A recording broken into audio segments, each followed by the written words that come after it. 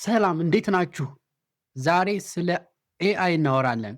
ዛሬም እናንተ እየተጠቀማችሁ ያላችሁት ለቴክስት ብቻ ከሆነ ኤአይን ተሸውዳችኋል። ዛሬ 7 በጣም ኢምፖርታንት የሆነ ለስራም ለፈለጋችሁት ልትጠቀሙበት የምትችሉትን 7 የኤአይ አይነቶችን እነግራችኋለሁ። የመጀመሪያው ስናይ ለምሳሌ የቢዝነስ ኦነር ከሆናችሁ የፈለጋችሁትን ታስክ ትሰጡታላችሁ። በተለይ በተደጋጋሚ ልታረጉት የምትፈልጉትን ነገር ከሆነ ላይክ እንደምታዩት እዚህ ጋር የፈለጋችሁትን አይነት ታስገቡለታላችሁ። እሱ በሚፈለገው መልኩ አድርጎ ያቀርብላችኋል። የመጀመሪያው ዚብራ ነው ማለት ነው። የሁለተኛው ጉግል አይ ስቱዲዮ ነው። ይሄን ብዙ ሰው አሁን ኢትዮጵያ ውስጥ ያለ ነው። ኢሜጆችን፣ ፋይሎችን የፈለጋችሁትን አድርጋችሁለት ኢሜጆችን አናላይዝ አድርጎ ኢቭን አሁን ለዩቲዩብ ራሱ ተብኔል ይሰራል። የፈለጋችሁ ልትሰጡት የምትችሉት ነው። ይሄ ምን ጉግል ኤአይ ወይንም ጀሚኒ ልትሉ ትችላላችሁ። እሱ ሁለተኛው ነው ማለት ነው። ሶስተኛ ቻትጂፒቲ ነው። ኦልሞስት አሁን እየተጠቀማችሁ ብዙ ሰው የተጠቀሙ ያለው የኤአይ ነው።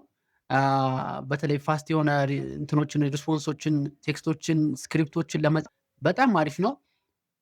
ይሄ ሶስተኛው ነው ማለት ነው። አራተኛው ዩዶ ነው። ይሄ ደግሞ ለምን ይጠቅመናል?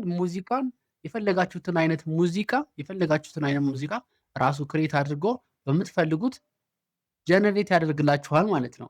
እናንተ ብቻ ሊሪክሱን ምን ማድረግ ነው? ማንጣት ነው የሚጠበቅባችሁ ማለት ነው። ከዛ በኋላ ምን ይደረጋል? እዚህ ላይ ፔስት ታደርጉታላችሁ። እዚህ ላይ ሊሪክሱን እዚህ ላይ ፔስት ታደርጉታላችሁ።